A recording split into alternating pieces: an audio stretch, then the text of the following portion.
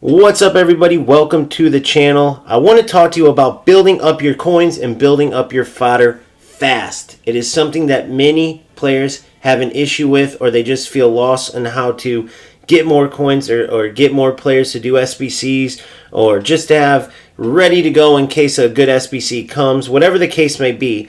But I wanted to talk to you about how to resolve that issue, and it is largely based on a couple of factors.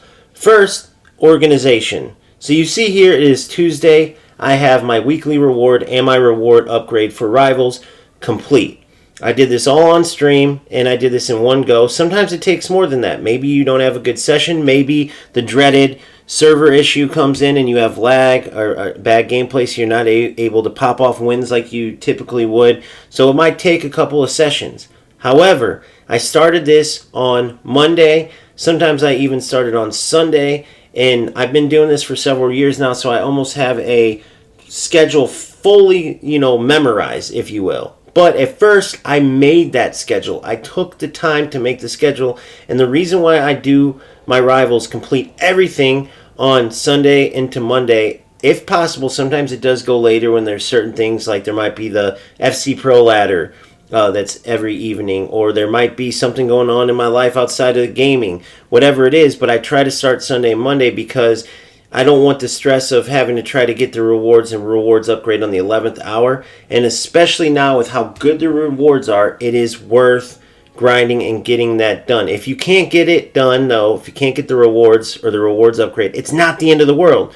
However, if you can get it done, it is highly recommended because the awards are fantastic. You get a chance of packing some excellent players, but more importantly, you get a ton of coins. Now, on top of that, the reason why it's important to finish this on Sunday, Monday, or definitely before the last minute, so not only, like I said, you're not stressing yourself out to finish and get your awards or rewards upgrade right before rewards come out, but you also have a chance to grind the game in other areas and maximize your fodder, which come in handy because there are a ton of excellent SBCs, whether it's an icon you want, a certain player, such as the flashback Ronaldo that I'm going after, and even started late, and already I'm well ahead of some players that have been grinding for him from the start. Now, some have it down pat and he's already on the field for him, but I'm talking to many of you who look at certain players and go, how do you have this player already? Or how do you have this many coins to buy so-and-so?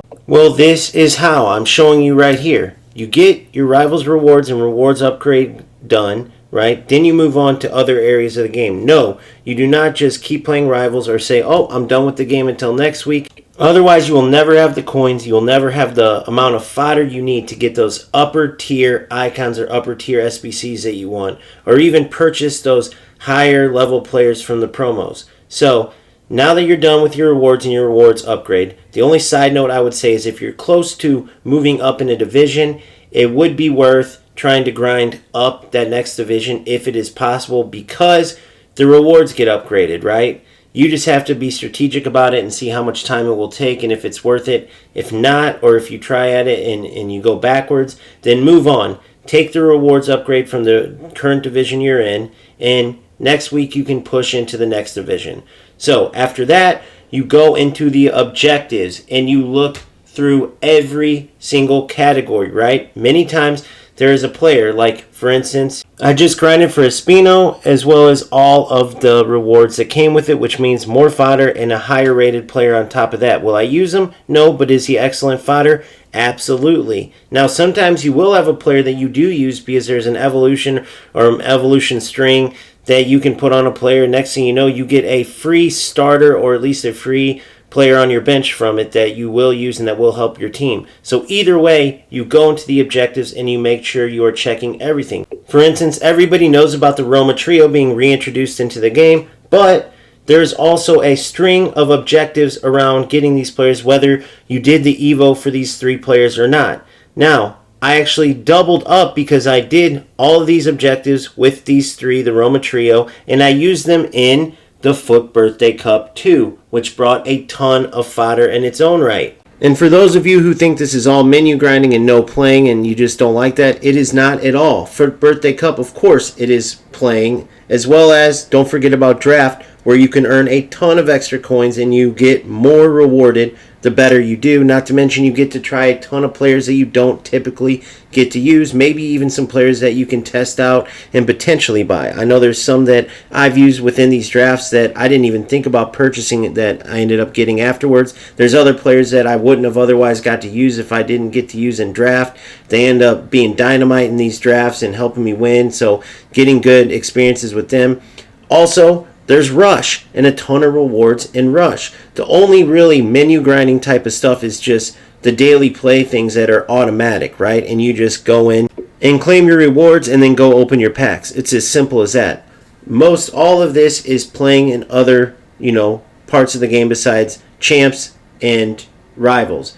However, I think what happens is either A, players think that there aren't much rewards in these other areas, such as squad battles, which you get 12 games that count, and the higher difficulty you go, the more wins you get, the higher rewards you get, right? So when you're going for that top rewards, squad battles can absolutely be fun and competitive, because if you've never played Ultimate Team level AI, it is a beast of a challenge, and even if you don't win those games or you play at lower difficulty levels, you still get points for that, and that leads to rewards. Now, sometimes you might even use the squad battles to do multiple different objectives, like say one says you have to use 2 Liga F players or 3 Bundesliga players. You can put those players into your squad. Maybe it messes with your chemistry, so you play a lower difficulty level, which is fine. You still get points. You'll still get whatever the rewards level you get for squad battles, but in the meantime, you're also doubling up and getting other fodder from other objectives, or maybe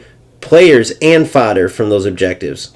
And last but not least, do not forget about moments. It is very easy to earn these star points, and then you go in and you can get some tradable and some untradeable packs. And it is very quick, these moments challenges. So it is all about how much time you want to put into the game to grind up, to get the fodder, and to get the coins. It is not just all about the champs rewards and the rivals rewards. There's so much more to it, and you will be surprised how much quicker you will be able to get the fodder to get the player you want, or the coins to get the player you want off the market. You will also realize now all these players that you saw how much they were, fodder wise, and you just said no way. Now it's realistic that you can work towards these players. So you have to decide, A, do you have the time? And then B, if you do have the time, are you willing to put it in to grind this game? Sometimes it will be boring, some of these modes, but many of them, it is how you make it, right? For instance, squad battles, like I said, you play higher difficulty level, it's a challenge.